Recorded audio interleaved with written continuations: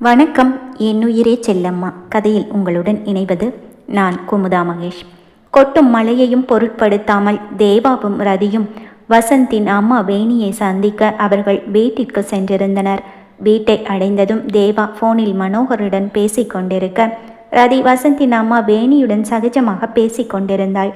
பார்த்த அந்த நொடியே முதல் சந்திப்பிலேயே எப்படி இருவரும் இவ்வளவு சகஜமாக பேசிக்கொள்ள முடியும் என்று குழம்பிய தேவா அவர்களை நோக்கி நடந்தான். என்னம்மா, நீ வரப்போறத முன்னாடியே சொல்லக்கூடாதா? உனக்காக ஏதாவது ஸ்பெஷலாக செஞ்சு வச்சிருப்பேனே.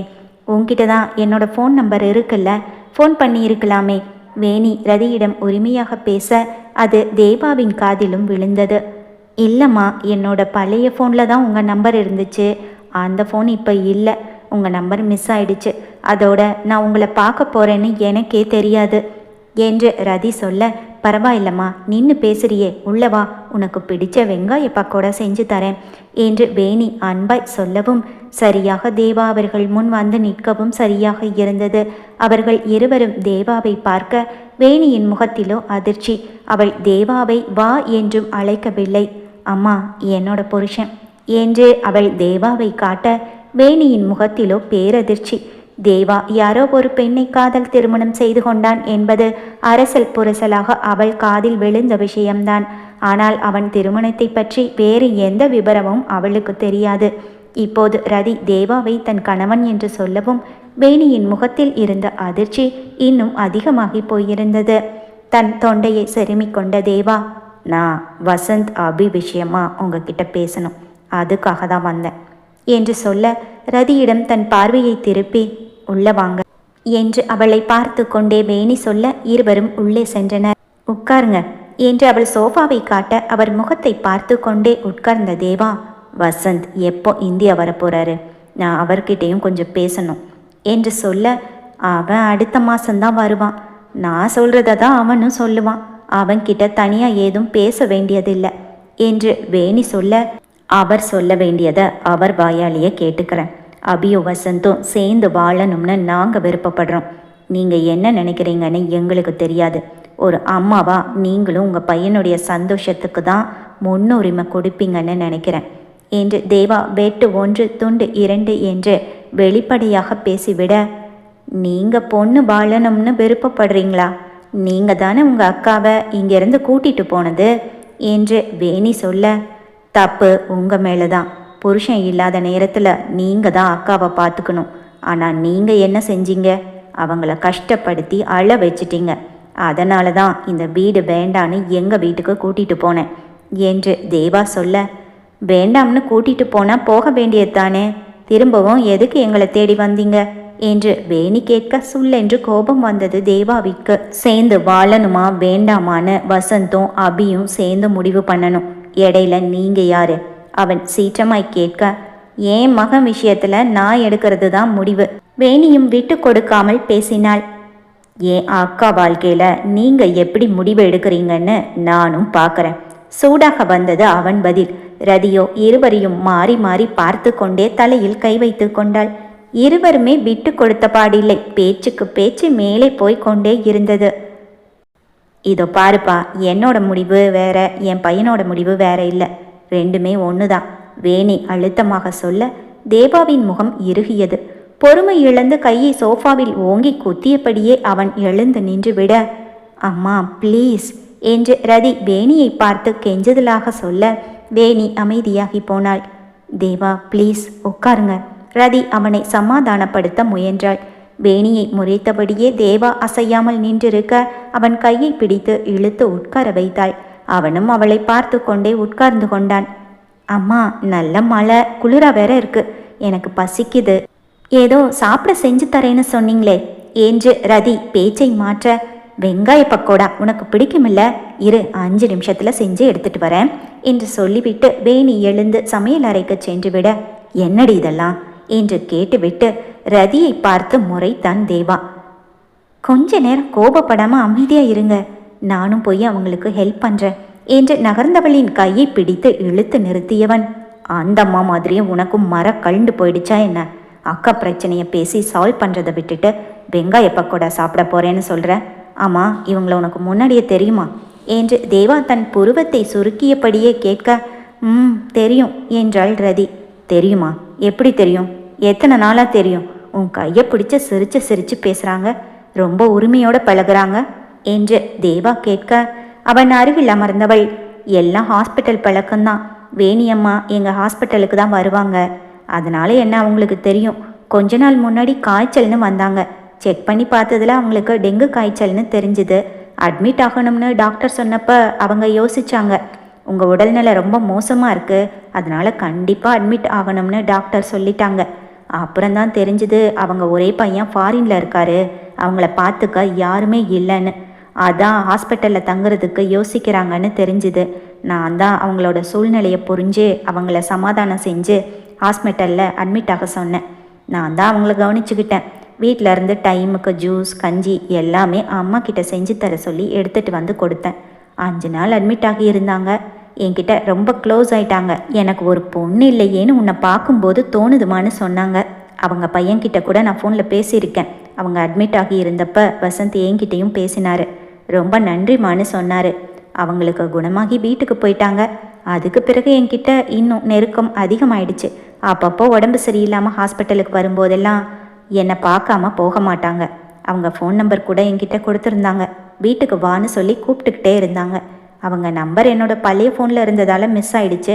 அதுக்கு பிறகு இப்போ தான் பார்க்குறேன் என்று ரதி சொல்ல, ஓ என்று தன் பிடரி கேசத்தை கோதியபடியே சமையல் அறையை தேவா பார்க்க, வேணி ரதிக்காக அறக்க பறக்க வெங்காய பக்கோடா தயாரித்து கொண்டிருந்தாள். ரதி தேவாவிடம் பேசி கொண்டிருக்க பக்கோடா வாசனை மூக்கை துளைத்தது. கண்களை மூடி வாசனையை நுகர்ந்தவள், வாசனை செம்மையாக இருக்குல்ல, நீங்கள் இருங்க நான் போய் பார்த்துட்டு வந்துடுறேன் என்று சொல்ல, உனக்கு வெங்காய பக்கோடா பிடிக்கும்னு எனக்கே தெரியாது, ஆனால் அவங்களுக்கு தெரிஞ்சிருக்கு பாரு என்று தேவா சொல்ல, அதுவா, ஒரு நாள் ஹாஸ்பிட்டல் கேன்டீனில் வெங்காய பக்கோடா சாப்பிட்டுட்டு இருந்தப்போ அவங்க என்னை பார்க்க வந்தாங்க. காஃபி குடிக்க வந்தாங்க. 2 பேரும் பேசிகிட்டு இருந்தோம். நானும் பேச்சு வாக்கில் சொன்னது தான் இன்னமும் ஞாபகத்தில் வச்சிட்டு இருக்காங்க என்று ரதி சொல்ல, பயங்கரமான ஃபெவிகால் பாண்டா இருக்கும் போலியே, திஸ் இஸ் அன்எக்ஸ்பெக்டட் என்று தேவா சொல்ல, அவனிடம் அழகாய் கண்களை சிமிட்டி விட்டு ரதி சமையல் அறைக்கு சென்றாள். வாமா, இன்னும் 2 நிமிஷம் ரெடி ஆயிரும் என்று வேணி சொல்ல, சமையல் அறையை சுற்றி சுற்றி நோட்டமிட்டபடியே நின்றிருந்த ரதி, அம்மா இவ்வளோ பெரிய வீட்டில் நீங்கள் மட்டும் தனியாவா இருக்கீங்க என்று கேட்க, என்னம்மா பண்ணுறது, என்னோட விதி என்று அவர் பெருமூச்சு விட, கூடிய சீக்கிரம் உங்கள் மகன் மருமக பேர குழந்தைன்னு எல்லாரும் ஒன்றா சந்தோஷமாக இருக்க போறீங்க என்று ரதி சொல்ல, உன் வாய் முகூர்த்தம் பழிக்கட்டும். சிரித்து கொண்டவர் திரும்பி ஹாலில் உட்கார்ந்திருந்த தேவாவை பார்த்துவிட்டு, நீ எப்பம்மா இந்த ரவுடி பையில கல்யாணம் பண்ணிக்கிட்ட? எப்பவும் சிரிச்சுக்கிட்டே சந்தோஷமாக இருக்கிறவன் நீ. அவன் சரியான கோபக்காரனாச்சே, இவனை வச்சு எப்படி சமாளிக்கிற என்று வேணி தன் குரலை தாழ்த்தி மெதுவாக கேட்க, மென்மையாக புன்னகைத்தவள், அம்மா அவரை பிடிச்சு போய் தான் கல்யாணம் பண்ணிக்கிட்டேன், என் மேலே ரொம்ப அன்பாக இருக்காரு என்று ரதி சொல்ல, ஓ லவ் மேரேஜா? அப்படி என்னத்தை பார்த்து தான் லவ் பண்ணுறீங்களோ எனக்கு ஒன்றுமே புரியலை. என் பையனும் இவன் தங்கச்சியை லவ் பண்ணுறேன்னு சொல்லி தான் ஒரு நாள் வந்து நின்னா. நான் வேண்டான்னு எவ்வளவோ சொல்லி பார்த்தேன். எங்கள் உறவுலையே அவனுக்கு நிறைய முறை பொண்ணுங்க இருக்காங்க. அதில் யாராவது ஒருத்தரை கட்டி வச்சிடலான்னு பார்த்தேன். ஆனால் அவன் பிடிவாதமாக இருந்தான். இப்போ அவன் வாழ்க்கை அர்த்தமே இல்லாமல் போயிடுச்சு என்று அவர் குறைப்பட்டு கொள்ள, அம்மா அபி அன்னிக்கு என்ன குறைச்சல், அவங்க நல்லவங்க தானே, அதிர்ந்து கூட பேச மாட்டாங்க என்று ரதி சொல்ல, குழந்தை பிறக்கலையேன்னு ஆதங்கத்தில் ஏதோ புலம்பிட்டேன். அதை அவங்க தம்பிக்கிட்ட போய் சொல்லி பெரிய பிரச்சனை பண்ணிட்டா. தம்பிக்கிட்ட சொல்லி என் பையனை அடிக்க வச்சிட்டா. அவளை கூட கூட்டிகிட்டு போகிறதுக்கு இப்போதைக்கு முடியாது, கொஞ்ச நாள் வெயிட் பண்ணு, கூட்டிகிட்டு போகிறேன்னு தான் என் பையன் சொன்னான். அதுக்குள்ளே அவசரப்பட்டுட்டா. எனக்கும் என் பையன் பொண்டாட்டி பிள்ளைன்னு குடும்பமாக வாழணும்னு ஆசை இல்லாமல் இருக்குமா? நீயே சொல்லு. என்னை ஏதோ வில்லி மாதிரியே பார்க்குறாங்க என்று கலங்கிய கண்களுடன் அவர் ஆதங்கமாக சொல்ல, அம்மா நீங்கள் டைவர்ஸ் கேட்டதா சொன்னாங்களே என்று ரதி கேட்டே விட்டாள். சொன்னேன், அப்படியாவது அந்த பொண்ணு என் பையனோட சேர்த்து வைப்பாங்களான்னு நினச்சிதாம்மா அப்படி சொன்னேன். அதனால தானே உன் புருஷன் இன்னைக்கு என்னை தேடி என் வீட்டுக்கு ஓடி வந்திருக்கான் என்று வேணி தேவாவை பார்க்க, அம்மா அப்போ உங்கள் பையனும் மருமகளும் சேர்ந்து வாழ்கிறது உங்களுக்கு ஓகே தானா என்று ரதி மகிழ்ச்சியாக கேட்க, ரதி இன்னும் என்ன பண்ணிட்டு இருக்க, எனக்கு டைம் ஆகுது, கிளம்பணும் வா என்று தேவா குரல் கொடுக்க, 2 மினிட்ஸ் வந்துட்டேன் இருங்க என்றவள், சொல்லுங்கம்மா உங்களுக்கு ஓகே தானா என்று கேட்க, நீயும் இப்போ எனக்கு சொந்தக்காரி ஆயிட்ட, நான் மாட்டேன்னு சொல்லுவேனா என்று வேணி மகிழ்ச்சியாய் பக்கோடாவை எடுத்து 2 தட்டில் வைத்து ஒன்றை ரதியிடம் கொடுத்துவிட்டு இன்னொன்றை எடுத்து வந்து ஹாலில் இருந்த தேவாவிடம் நீட்டினாள். எனக்கு எதுவும் வேண்டாம் என்று தேவா சொல்ல, ஏதோ ஆத்திரத்தில் அப்படி பேசிட்டேன், மனசில் வச்சுக்காதப்பா, இந்தா சாப்பிடு என்று வேணி கொடுக்க, அவருக்கு பின்னால் நின்ற ரதி அதை வாங்க சொல்லி அவனிடம் சைகை காட்ட குரலை சிறுமியவன் தேங்க்ஸ் என்று சொல்லிவிட்டு வாங்கி கொண்டான். சில வினாடிகள் அங்கு மௌனம் நிலவ, அம்மா பக்கோடா சூப்பர் என்று அந்த மௌனத்தை கலைத்தாள் ரதி. அதைத் தொடர்ந்து வேணியின் கையால் இருவருக்கும் சூடான இஞ்சி டீ வந்தது. இருவரும் குடித்து முடித்து கிளம்ப ஆயத்தமாக, இந்த வார கடைசியில் லீவு கிடைக்க வாய்ப்பு இருக்கு, முடிஞ்சா வரேன்னு வசந்த் சொல்லியிருக்கான். அவன் வந்தான் அபியும் அவனும் தனியாக பேசட்டும், அவங்க வாழ்க்கை அவங்களே முடிவெடுக்கட்டும் என்று வேணி சொல்லி முடிக்க, சந்தோஷம் நாங்கள் கிளம்புறோம் என்று தேவா எழுந்து கொண்டான். ரதி அடிக்கடி வந்துட்டு போமா, தனியாக பேச்சு துணைக்கு கூட ஆள் இல்லாமல் கஷ்டப்படுற என்று வேணி சொல்ல, அம்மா கண்டிப்பாக வரேன், உங்களுக்கு போர் அடிச்சா எனக்கு கால் பண்ணுங்க, அடுத்த நிமிஷம் இங்கே இருப்பேன் என்று அவரை கட்டி அணைத்து விடுவித்த ரதி தேவாவுடன் சேர்ந்து நடந்தாள். கார் கிளம்பியது. ரதி வேணிக்கு கையசைக்க தேவா எதுவும் பேசாமல் அவர்கள் இருவரையும் பார்த்துவிட்டு வண்டியை கிளப்பினான். ரதியை திரும்பி திரும்பி பார்த்தபடியே தேவா காரை ஓட்ட, என்ன அப்படி பார்க்குறீங்க என்று ரதி கேட்க, உன் பேச்சிலையும் சிரிப்பிலையும் ஏதோ மந்திரம் வச்சிருக்கடி, எல்லாத்தையும் மயக்கிற என்று அவன் சொல்ல, எல்லாரையும்னா என்று அவள் கேட்க, எல்லாரையும்னா எல்லாரையும் தான் சொல்லி சிரித்தான் அவன். அப்படின்னா உங்களையுமா வேண்டுமென்றே அவள் கேட்க, நான் எந்த பொண்ணுக்கிட்டேயும் மயங்கினதில்லை என்று அவன் சிரித்து கொண்டே சொல்ல, அப்போது நிறைய பொண்ணுங்க உங்களை மயக்க ட்ரை பண்ணியிருக்காங்கன்னு சொல்லுங்க என்று அவள் ஆர்வமாக கேட்க, காலேஜில் அப்புறம் பிஸ்னஸில் நிறைய பொண்ணுங்களை க்ராஸ் பண்ணி வந்திருக்கேன், ட்ரை பண்ணியிருக்காங்க, ப்ரப்போஸும் பண்ணியிருக்காங்க, ஆனால் எனக்கு தான் யாரையும் பிடிக்கலை, ஒருத்தியை தவிர என்று அவன் சொல்ல, ஒருத்தியா யார் அது என்று ரதி கேட்க, என்னை இம்ப்ரெஸ் பண்ணினது, என் இதயத்தை தொட்டது என் செல்லம்மா மட்டும்தான் என்று அவன் சொல்ல, நிஜமாவா என்று அவன் கருவெளியில் தெரிந்த அவள் பிம்பத்தை பார்த்தவாறே அவள் கேட்க, அவளை தீர்க்கமாய் பார்த்தவன், என் உயிரடி நீ, நான் உன்னை எவ்வளவு லவ் பண்ணுறேன் தெரியுமா, நீ இல்லாமல் எனக்கு வாழ்க்கையே இல்லை என்றவனின் தோளில் சாய்ந்து கொண்டு கண்களை மூடிக்கொண்டாள் ரதி. எவ்வளவு அன்பை கொட்டுகிறான், அவள் மூழ்கி மூச்சடைக்கும் அளவிற்கு அவள் நெஞ்சமே நிறைந்து போனது. வீட்டை அடைந்ததும் இருவரும் காரிலிருந்து இறங்கி வர மனோகரும் பாட்டியும் அவர்களுக்காக காத்திருந்தார்கள். தேவா ஒன்றும் பிரச்சனை இல்லையே? மனோகர் தேவாவின் முகத்தையே ஆராய்ந்தவாறு கேட்க, ஒரு பிரச்சனையும் இல்லைப்பா, எல்லாம் ஓகே தான் என்று அவன் சொல்ல, அபி மாமியார் உன்கிட்ட பேசினாங்களா, வீட்டுக்குள்ளே கூப்பிட்டாங்களா இல்லை வெளியவே நிற்க வச்சு பேசிட்டு அனுப்பிட்டாங்களா என்று பாட்டி கேட்க, உள்ள கூப்பிட்டாங்களா? என்ன பாட்டி இப்படி கேட்டுட்டீங்க? உள்ள கூப்பிட்டு வெங்காய பக்கோடா டீன்னு கொடுத்து அசத்திட்டாங்க என்று தேவா சிரித்து கொண்டே சொல்ல, நிஜமாவா? நம்பவே முடியலையே, அந்த அம்மாவுக்கும் உனக்கும் ஏலம் பொருத்தமாச்சே என்று பாட்டி ஆச்சரியமாய் கேட்க, இன்னைக்கு என்கிட்ட நல்லா தான் பேசினாங்க பாட்டி, அதுக்கு காரணம் என் கூட வந்தது ஒரு பெரிய விஐபி ஆச்சே, அதான் அவங்க கிட்ட இருந்து இப்படி ஒரு உபசரிப்பு என்று அவன் ரதியை பார்த்து கொண்டே சொல்ல, விஐபியா? யாரப்பா கூட்டிட்டு போனேன் என்று மனோகர் கேட்க, அப்பா ரதி தான் அந்த விஐபி என்று அங்கு நடந்ததை விபரமாக தேவா அவர்களிடம் சொல்ல, அப்படியா? வசந்த் அம்மாவா ரதிக்கு முன்னாடியே தெரியுமா? எல்லாம் அந்த ஈஸ்வரனுடைய செயல் என்று பாட்டி கண்களை மூடி கடவுளை கும்பிட்டார்.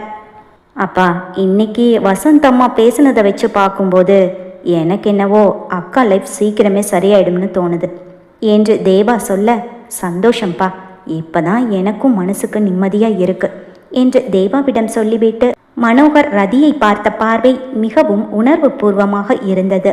சரிப்பா, 2 பேரும் போய் சாப்பிடுங்க என்று அவர் சொல்ல இருவரும் உள்ளே சென்றார்கள். சாப்பிட்டு முடித்து ரதி அறைக்கு வந்துவிட்டாள். மனோகரும் தேவாவும் அபி அறைக்கு சென்றார்கள். இன்று வேணியை சந்தித்ததை பற்றி தேவா அபியிடம் கூறினான். அக்கா, வசந்த் உனக்கு கால் பண்ணி பேசுகிறாரா என்று தேவா அபியிடம் கேட்டான். பண்ணுவாரு, நான் தான் ஃபோனை அட்டன் பண்ணுறதில்ல என்றாள். அவளை உடன் அழைத்து செல்லவில்லையே என்ற கோபம் அவளுக்கு. இனிமே அவர் கால் பண்ணினா எடுத்து பேசுமா? இன்னும் எத்தனை நாள் தான் நீ ஒரு பக்கம் அவர் ஒரு பக்கம்னு 2 பேரும் தனித்தனியாக இருப்பீங்க என்று மனோகர் சொல்ல, என்னப்பா பேச சொல்கிறீங்க? அவர் 3 மாதத்துக்கு ஒரு வாட்டி வந்து என்னை பார்ப்பாரு.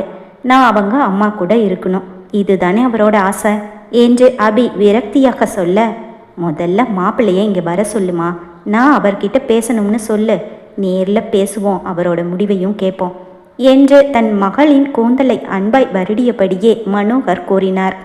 நான் கூப்பிட்ட உடனே அப்படியே ஓடி வந்துட போறாராப்பா என்று அவள் விரக்தியுடன் கேட்க, நீ முதல்ல கூப்பிடுமா, அவர் என்ன செய்கிறார்னு அப்புறமா பார்க்கலாம் என்று அவர் நம்பிக்கையை சொல்ல, சரி என்று தலையசைத்தாள் அபி. அவள் மனதிலும் காதல் கணவனுடன் சேர்ந்து வாழ வேண்டும் என்ற ஆசைதான் இருந்தது. ஆனால் நடந்த பிரச்சனைகளில் மனதில் ஏதோ ஓரத்தில் உண்டான வெறுப்பில் அவனை இத்தனை நாட்களாக நிராகரித்திருந்தாள். அபியின் அறையிலிருந்து தேவாவும் மனோகரும் வெளியில் வந்தனர்.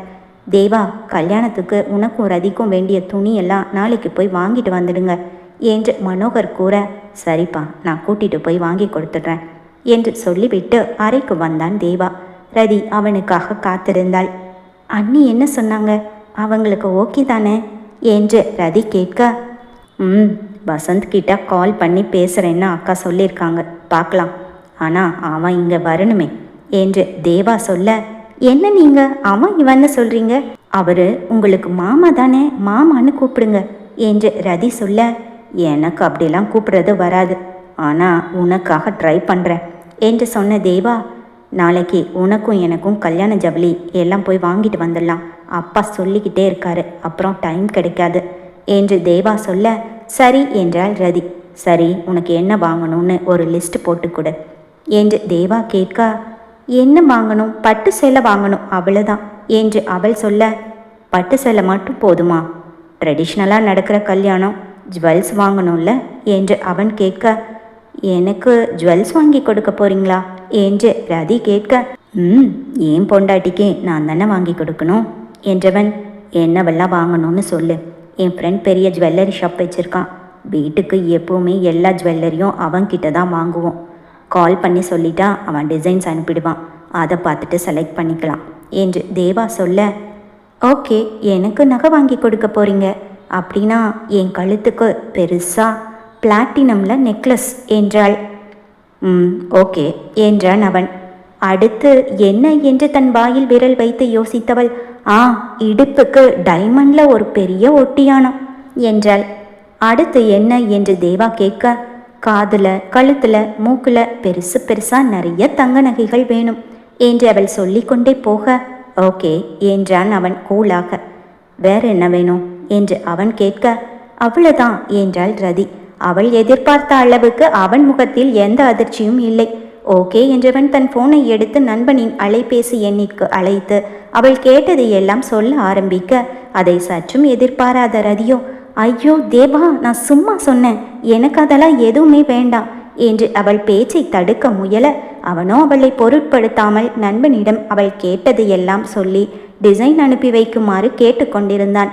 ஒரு கட்டத்தில் அவனை தடுக்க வழி தெரியாமல் ரதி அவன் போனை பிடுங்க முயல, அவனோ போனை மாற்றி மாற்றி இடதுபுற காதிலும் வலது புறமும் வைத்து சொல்ல வேண்டியது எல்லாம் சொல்லி முடித்துவிட்டு காலை கட் செய்த நேரம் நிலை தடுமாறி இருவரும் பின்னால் இருந்த பஞ்சு மெத்தையில் சரிந்தனர்.